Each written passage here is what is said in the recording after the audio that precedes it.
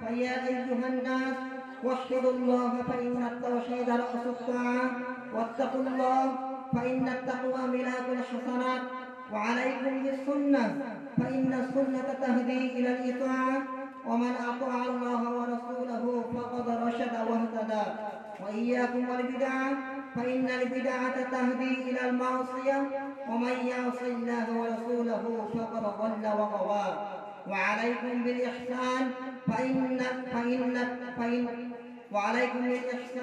فإن الله يحب المحسنين، ولا تقنطوا من رحمة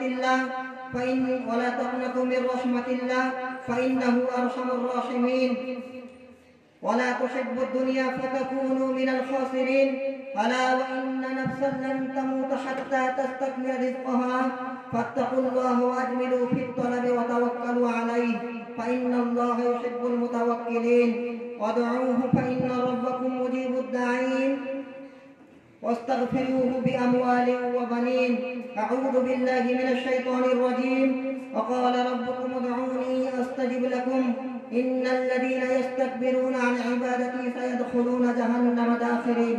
بارك الله لنا ولكم في القرآن العظيم، ونفعنا وإياكم بالآيات والذكر الحكيم. أستغفر الله لي ولكم ولسائر المسلمين فاستغفروه إنه هو الغفور الرحيم.